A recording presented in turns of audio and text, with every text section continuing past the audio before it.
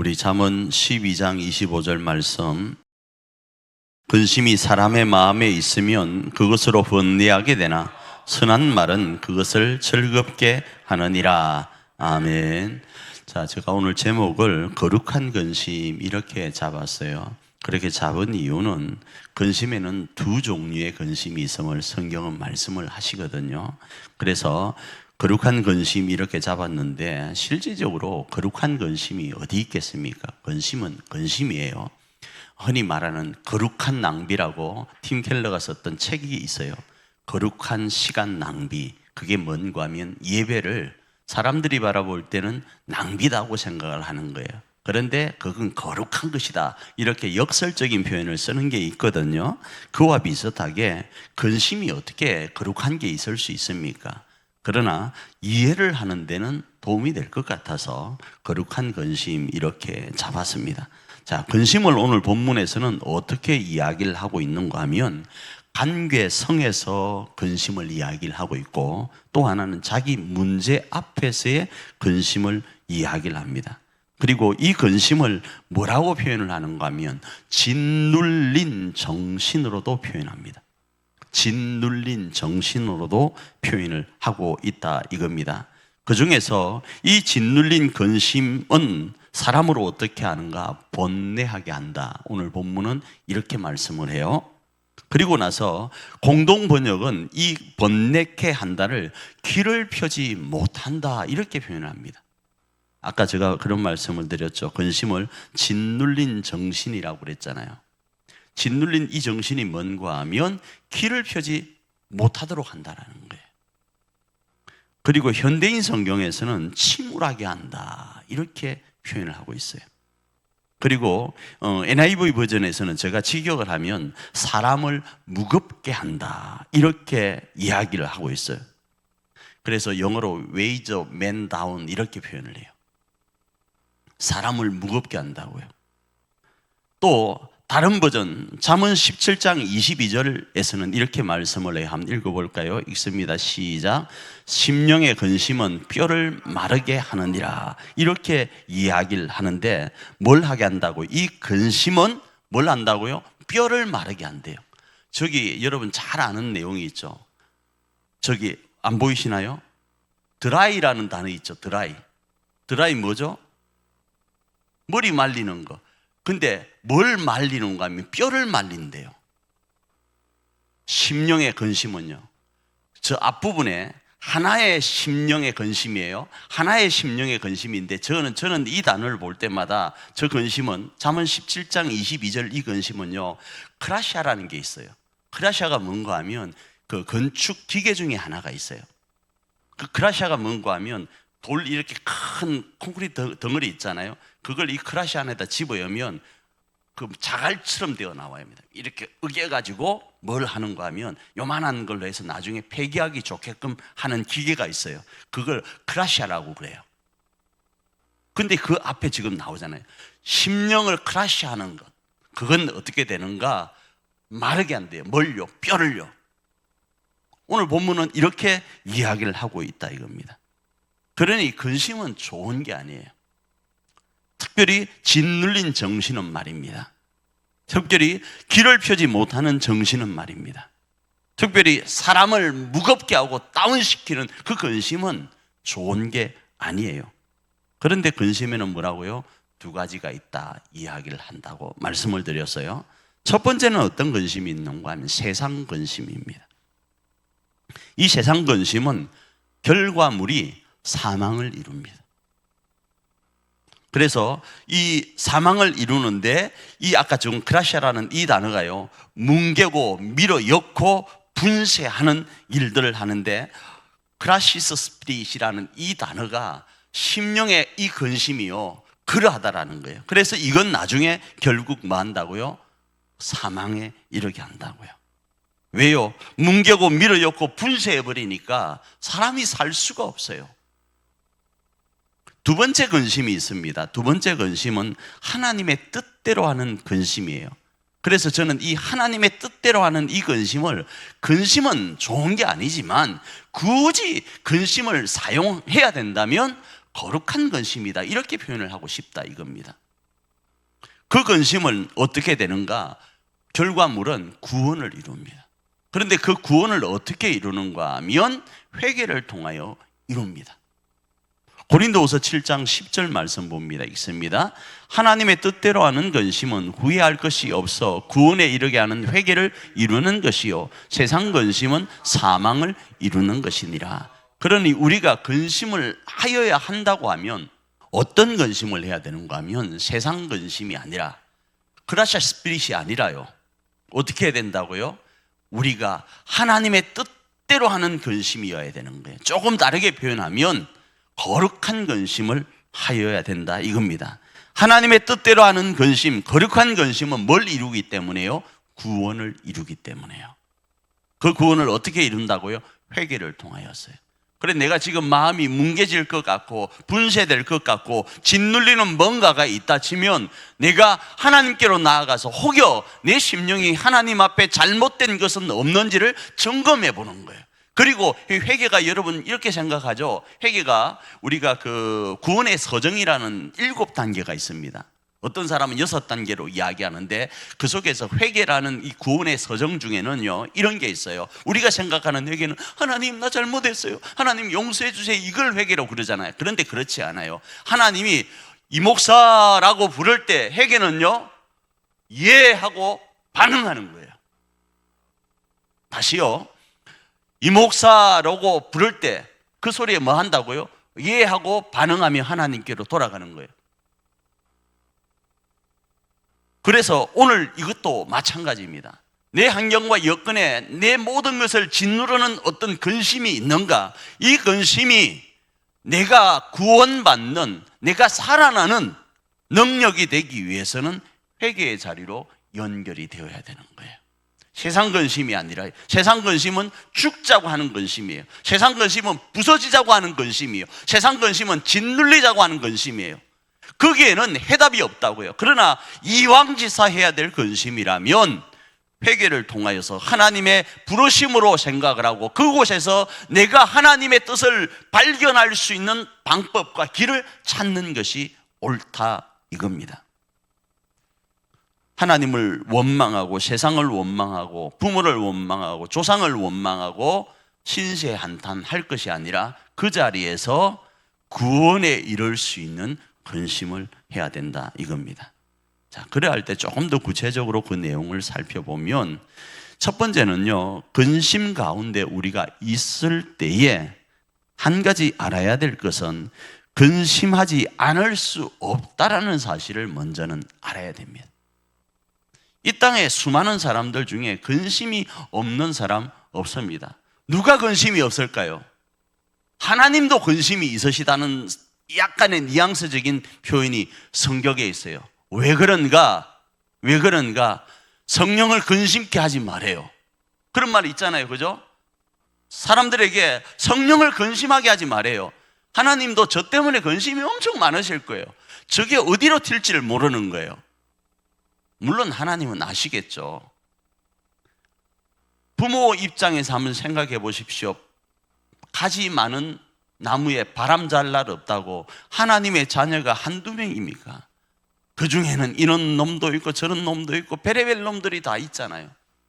그 많은 사람들의 마음과 생각과 아파함을 바라보시는 우리 하나님 아버지의 마음에는 근심이 없겠냐고요. 모든 이들에게는 근심이 있다라는 사실을 알아야 된다 이겁니다. 베드로전서 1장 6절 앞부분입니다. 읽습니다. 그러므로 너희가 이제 여러 가지 시험으로 말미암아 잠깐 근심하게 되지 않을 수 없으나 근심하지 않을 수가 없는 게 인생이에요. 흔히 말하잖아요. 아프니까 뭐라고요? 인생이라고요. 아프니까 인생이라고요. 그래서 인생은 근심이 없을 수 없다라는 겁니다. 이걸 먼저 아셔야 돼요. 두 번째로는 어떻게 해야 되는가? 그 근심 가운데 있다 할지라도 우리는 하나의 그 근심이 어라는 관사가 붙어 있어요. 하나의 근심이 우리를 이만저만하게 만들듯이 하나의 말을 통하여서 우리를요 어떤 자리로 이끌어 가야 되는가 하면 기쁨의 자리로 이끌어 가야 됩니다. 그래서 뭘 해야 되는가? 선한 말을 하여야 됩니다. 말 한마디를 하더라도 뭐요? 선한 말을 해야 된다고요. 그런데 제가 처음에 이런 말씀을 드렸죠. 관계성에 있어서 근심이 있고, 그 다음에 나 자신, 자기 문제 앞에서의 근심이 있다 말씀을 드렸어요. 마찬가지예요. 선한 말도 관계성에 있어서 선한 말을 해줘야 됩니다. 한마디라도요. 그리고 나 자신의 근심 앞에 있을 때 나를 향하여, 나와 연결되어 있는 무언가를 향하여 나는 뭘 해야 되는가? 선한 말을 해야 돼요. 그래서 그 선한 말 가운데 뭐가 필요한가 하면 가장 선하신 하나님 앞에 선한 말을 올려드리는데, 이 내용 자체는 이 관계성에 있어서 저 상대방을 향하여 하는 것도 있지만 그 상대방에 대한 선한 말을 하나님과 연결시켜서 할 때가 더 유익할 때가 있습니다. 왜요? 내가 똑같은 말을 해도요, 그 사람이 받아들일 때 색안경을 끼고 받아들일 때가 있습니다. 두 번째로는 나 자신의 문제의 그 근심을 선한 말로 하나님 앞에 아뢰는 것도 한 방법이라는 거예요. 왜 그런가 하면 하나님 앞에 말하지 않으면요, 하나님도 아까 근심에 대한 부분을 제가 말씀드렸는데 서운할 수 있습니다. 그래서 하나님 앞에 뭘 하는가? 우리가 근심하지 않을 수 없는 환경 속에서 하나님이 서운해하지 않도록 기도할 필요가 있어요. 특별히 사람과의 관계, 대인과의 관계 가운데 그 사람에게 직접 말하기보다 한마디의 좋은 선한 말을 하나님 앞에 대신하는 거예요.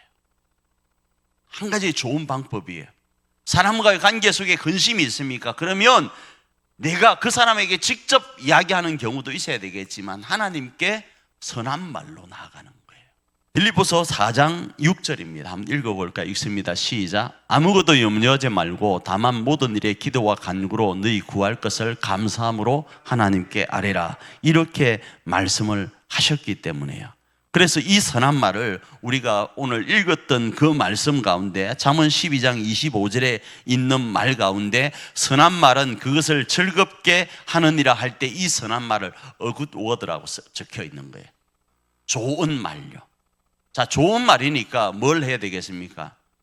나쁜 말을 하면 안 되는 거예요. 그럼 좋은 말이 뭐인고라고 했을 때 재밌는 표현 하나가 있어요. 격려한다라는 단어를요, 뭐라고 표현을 하고 있는가 하면, 그러면 그 선한 말로 인하여서 즐거움이, 기쁨이 넘친다로 표현을 하고 있어요. 오늘 우리가 읽은 본문 12장 25절 말씀이에요. 자, 보세요. 근심이 사람의 마음에 있으면 그것으로 번뇌하게 되나 선한 말은 그것을 즐겁게 하느니라 하는데, 그것이라는 이 단어가 그럴로 번역됩니다. 힘으로 되어 있거든요. 그래서 영어 버전에서는 이렇게 되어 있습니다. 여러분, 우리나라 말로는 이걸 뭐라고 그러죠? 건배라고 하죠. 근데 영어로는요, 그 말을 쓰고 있어요. 그 말을 쓰고 있다고요. Cheers him up이라고 쓰고 있어요. 마치 건배하는 일이 그에게 있게 된다는, 이 말은 조금 다르게 표현하면 선한 말이 뭔가 하면 응원의 말, 또 조금 다르게는 격려하는 말, 조금 다르게는 그가 힘을 얻을 수 있는 말을 하는 것이 뭐요? 선한 말로도 연결된다라는 거예요. 결과물이긴 하지만 결과물이기 전에 이 선한 말은 힘을 주는 말이라는 거예요.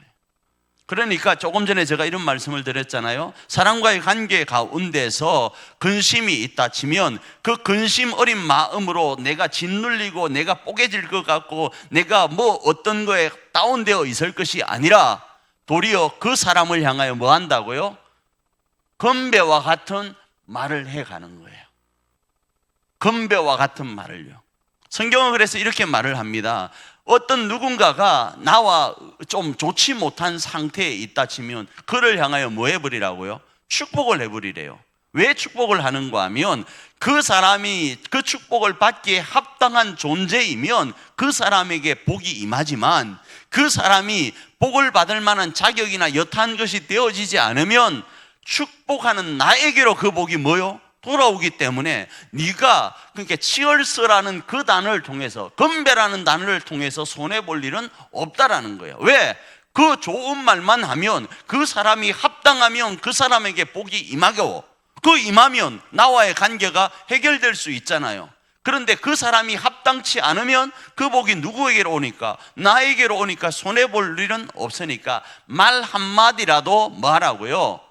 좋은 말, 긍정적인 말을 하라는 거예요. 두 번째로 아까 관계성 가운데 그랬다 치면, 이번에는 어떻게 해요? 나의 개인적 근심이 있다 치면 그 근심을 하나님 앞에 아뢰일 때, 또 내 영혼에게 이야기할 때, 짓눌린 내 정신에게 이야기할 때 이야기를 어떻게 하는가? 그래, 너 괜찮은 놈이야, 너 할 수 있어, 이 이야기를 하라는 거예요. I can do it이라는 단어가 있어요. 여러분 잘 알잖아요. I can do it이라는 단어가 할 수 있다, 긍정적 내용으로 해가지고 로버트 슐러라는 사람이 적극적 사고방식을 통해서 엄청나게 센세이션을 일으켰어요. 그런데 거기에 부정적인 시각을 가지고 있던 사람이 있었습니다. 왜요? 사람의 힘으로 할 수만 있다를 너무 강조한다고 해서 거기에 하나님이 빠졌다고 이야기를 해요. 그래서 더 갓이라는 단어를 보편적으로 붙이길 좋아하세요. I can do it, 내가요 하나님 안에서 모든 것을 할 수 있다라는 그 긍정적 자신감이 우리에게는 필요하다 이거예요. 그래서 자기 자신에게도 뭐 한다고요? 치얼스라는 단어를 쓰는 거예요. 너 할 수 있어. 두 번째, 어떤 결과물이 있는가? 선한 말을 하면 그것으로 인하여 즐거워하고 하나님의 그 역사하심들이 있게 되는데, 두 번째로는 양약이 된다, 이렇게 넘겨놨는데, 양약이 된다 이렇게 말씀을 해요. 한번 잠언 17장 22절 앞부분 읽습니다. 시작. 마음의 즐거움은 양약이 된다, 이렇게 적혀 있는 거예요. 그런데 마음의 즐거움은 양약이 되는데, 마음의 그 아까 말씀드린 그 근심은요, 심령의 근심은 뼈를 마르게 한다, 이렇게 풀버전으로 나와 있잖아요. 여기도 보면 되어 있잖아요. 앞부분에요. 마음의 즐거움은 뭐요? 좋은 약이래요. 좋은 약인데, 여기서 좋은 약, 진짜 좋은 약 하나가 있는데, 그 약이 무슨 약인가 하면 건배라는 약이라 이겁니다. 건배라는 약요. 즐거움요. 그 마음의 즐거움은, 다시 말씀드릴게요, 사람에게는 모두가 근심이 있거든요. 그 근심을 떨쳐낼 수 있는 위하여가 필요한 거예요. 세상이 좋아서, 좋은 일만 있어서 건배하는 게 아니잖아요. 그게 뭐요? 육체의 질병도 이기는 좋은 약이 된다고요. 제가 굳이 안 해도 저기는 너무 문장이 명료하잖아요. 그죠? 마음의 즐거움은 이다, 이죠 해가지고 나와 있잖아요. 좋은 약이다, 이렇게 되어 있잖아요. 그죠? 너무 쉬운 문장이잖아요. 어떻게 할 때 이 일이 일어난다고요? 근심 가운데 없을 수는 없지만 그 근심이 있음을 알고 뭐요? 선한 말을 해갈 때, 그 선한 말이 뭐요? 건배와 같은 이야기로 격려하고 하나님 앞에 할 수 있음을 고백하며 하나님의 도우심과 하나님의 함께하심을 요구하며 나아갈 때, 그건 우리의 육체의 질병도 치료할 수 있는 양약이 됨을 이야기하고 있다 이겁니다. 그러니 우리는 어떠하게 해야 되겠습니까? 오늘 우리는 근심의 환경 가운데 있다 할지라도 굳이 하여야 된다고 하면 뭘 하는가? 거룩한 근심을 하는 거예요. 그 거룩한 근심은 사람을 향하여, 하나님을 향하여 좋은 말을 하는 거예요. 하나님 멋쟁이 그런 의미가 아니라 우리의 사정과 행편을 하나님 앞에 아뢰는 게 가장 좋은 말, 상대편에게 좋은 말을 하는 것 중에 가장 좋은 말이 하나님 저 사람을 뭐 해달라고? 복 주십시오 하는 말, 그 말이라는 거예요. 내가 하나 안겨주는 것보다 그 사람에게 하나님이 한 뭉텅이 잡아서 안겨주도록 하는 게 선한 말이라는 거예요. 그러면 다시 말씀드립니다. 우리에게, 첫 번째는 그에게, 치얼스 힘업이라는 그것처럼 그에게 그 역사가, 즐거움의 역사가 있을 것이고, 우리가 하나님 앞에 그 일을 안 하면 우리에게도 그 역사가 있을 거예요. 그래서 치얼스 미업이라고도 할 수 있을 거예요. 그래서 이 한밤도 우리가 하나님 앞에 우리 근심과 모든 환경들을 어떻게 하는가 아뢰는 거예요. 낱낱이요. 낱낱이 아뢰는데 오늘 본문에 말한 것처럼 하나라도 아뢰자고요. 낱낱이 아뢰는 것도 중요하지만 한 마디라도 아뢰자고요. 그러면 하나님께서 우리에게 기쁨을 허락하실 것이고 좋은 약이 되어서 육체의 질병도 치료해 가실 줄 믿습니다. 그 기도의 역사를 이 한밤 이루어가는 저와 여러분 되기를 축복합니다.